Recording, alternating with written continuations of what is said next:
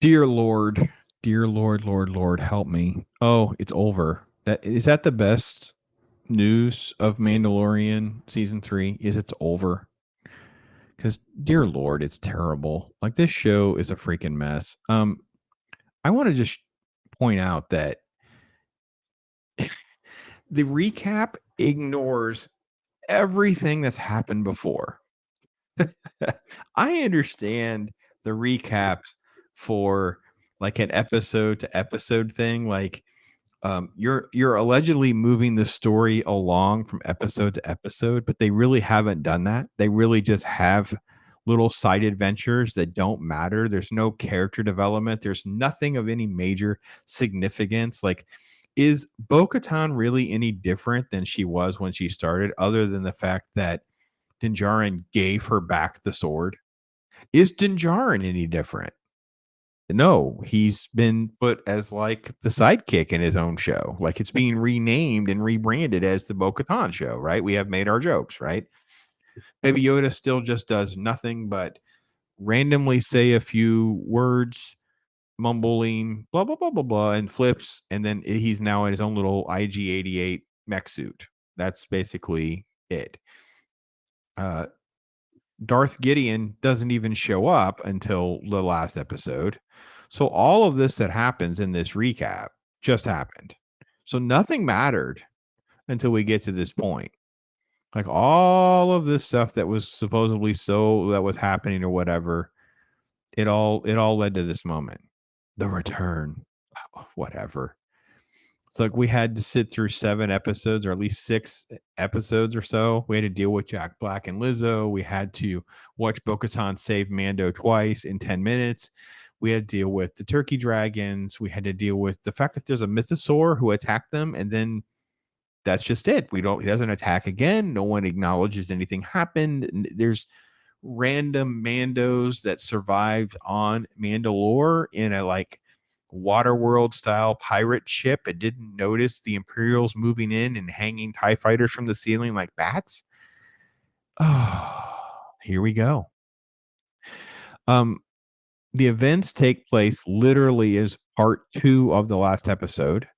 I don't know why. Well, I do know why they had their abrupt death scene that they felt like we actually cared about Fat Mando, which is Paz. Like Fat Mando, Dad Mando dies, and we get Darth Gideon. So Darth Gideon has this nonsense, and the precursors to First Order troopers are there. And Mando's like, I need you, R5. Remember R5? Yeah, R5's still around. This dude is separated from the other group, so he's going to have to just fly and make it out as the TIE fighters move in and they attack.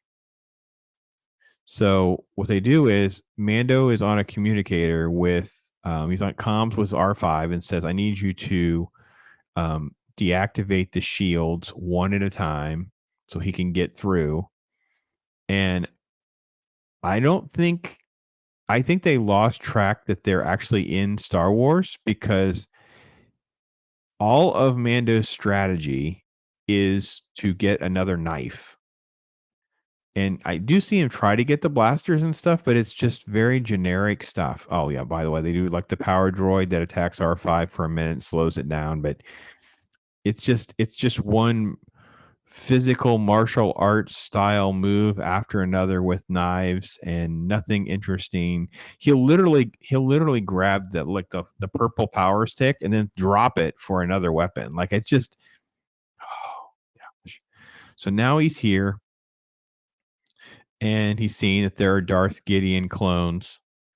And then here's the other Mandos that they've got to regroup and call in reinforcements. And, everybody put your helmets back on because, I don't know why you're not wearing your helmets if you're in the middle of a combat situation, but we're not wearing helmets in the middle of a combat situation. And they start flying around. We're going to have this attack, and there's going to be this fight that's going to break out. Here's IG Grogu, who's going to get attacked as well. So Din Djarin's put himself in conflict and put him in harm's way. And then they call in the Praetorians, and that's going to be the conflict. Everything is going to just go into this sort of like battle mode, back and forth stuff. Mando can barely hold his own, has to be saved by Baby Yoda. Then Baby Yoda's going to lead the Red Guards away. Yeah, so here's how it goes. Yeah, just duck. Go over here. Your turn. All right, now we're going to go to you. Baby Yoda starts using like force pushes on everybody and stuff like that. So again, as with everything else in this show, there are moments here that are not terrible. There are moments here that are not bad. It's just wrapped in crap. None of it matters. There is not any ounce of my being that thought anything was going to happen to Din Djarin or Baby Yoda. The only characters that were at risk were really the other Mandos, the nondescript, interchangeable Mandos that I don't know anything about. Even Axe, who I know his name, but I really could care less. He could have died and it wouldn't have mattered, but at least they would try to pretend that they had stakes, just like they had Fat Dad Mando die, right? Okay, so now we have more of the fight, and what they did was she calls in a battle plan. She's not really relevant to anything. She calls in a battle plan, and I want to get to the shot. When does she lose to Gideon? No, she goes back, so it has to be over here because she comes flying in at the last minute to save him, to save Mando.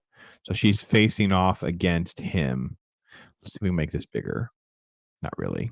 We can go to this mode. This mode works. Let's go to this mode because it's so dumb that we've had this conversation this whole time about everything, right? And she's supposedly so amazing, and it all kind of comes to an end here in a minute because he's going to drive the ship. So he used the big ship as a way of taking on all of the attacks and then just crash the ship into the thing. This is the death of the Darksaber. The Darksaber that has mattered so much in all of Mandalorian, in all of the lore, in all of the show. It comes to this is it. Here you go. He just crushes it in her hand and it just drops to the floor. And the only thing that is worse is when Luke threw his lightsaber over his shoulder to kick off Last Jedi. Like, they think this is good storytelling. That's my problem. The problem is they think this matters. And I don't care. It's like, okay, we know she's not going to die. In fact, if she had died to save the Mandalorian, Din Djarin, this would have been incredible storytelling. Like, it would be a journey. Like, she becomes the Princess Bo.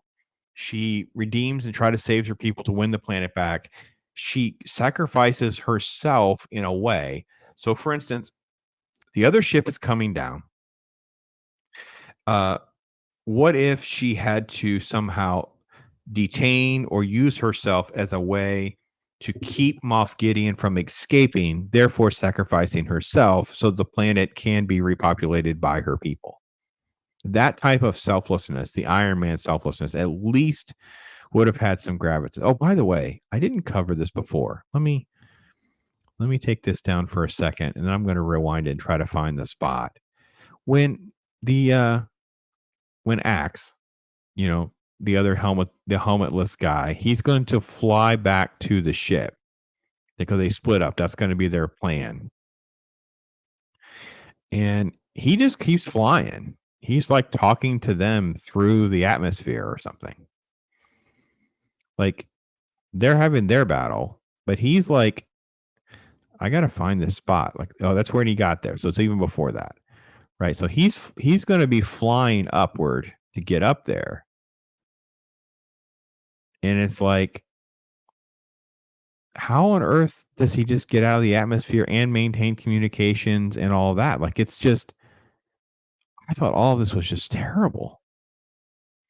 Anyway, sorry, I digress. Okay, the ship comes crashing down. I kid you not. And this is their moment. Look at Darth Gideon just put his arms out as the ship comes crashing down. Everyone's going to be consumed in flames. Oh my gosh, flames. I didn't even get to the flames thing. Oh my gosh, this episode. There are two moments that they use flamethrowers on Din Djarin, and his cloak, his cape does not catch fire. I didn't know the cape was fireproof. Like, I get that the armor would protect, he would be fine. I don't know where it is.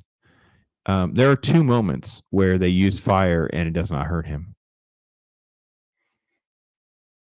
Is it early? No, that's all flashback. Yeah, this is the big complaint with Restream. When you upload the video like this, you don't really have it in the window to move around, so it's definitely harder to be very precise with it. It just sort of kind of does its own thing, and you don't really get a ton of control like you would want. So it's very hard to move things around and give you a good feel for what's actually happening, or hit a particular spot. Anyway, long story short, his cape evidently is fireproof. So yeah, kids at home. Mando's cape, fireproof. All right. Yeah, Baby Yoda saves the day again. Mando is saved yet again by Baby Yoda, who uses his primitive force powers to create a force bubble that basically just saves everybody. There you go. Baby Yoda saves the day. At least he kind of collapses from some exhaustion. Well, then we cut back to the Mandalorians who are having their waterside services to baptize um, the kid that survived the turkey dragon. And then Din Djarin goes to this like exposition conversation about he's going to adopt Baby Yoda so he can be Mandalore. And they're like, okay, well, then you need to go on an adventure. And then you have him show up with X-Wing guy and say, I'm going to come work for you as a mercenary. And I got my kid with me. And he goes to the only planet we keep going back to. And he brings like he wants like an IG-88 head on the wall. So he gives them the IG model as their marshal. So now they're protected by the IG. He calls it IG-11, but it's obviously now it's like 13, but evidently we're not going to do that either. So, and they literally do like the little circle block out, give them a little house on the edge of town, and they're going to sit down and just kind of like be father and son. And that's how it's going to end, I guess. So that's what happens. And then we cut to more of the cloning sort of like exists, right? Like we have that was in this, so we're assuming that some of this is definitely going to be set up. And here we have concept art and stuff that looks way cooler than what happens actually in the show. So, what a flippin' mess! What a missed opportunity. Turkey dragons, Lizzo and Jack Black, decrepit old Christopher Lloyd going Doc Brown, ready to push the red button. Princess Bo with her plot armor, and Mary suing around through the galaxy with her dark saber that basically just gets crushed and destroyed. So if they manufacture another dark saber, which I will almost 100% they will try to do, that totally nullifies the importance of the dark saber, because then they could have just made another one all along.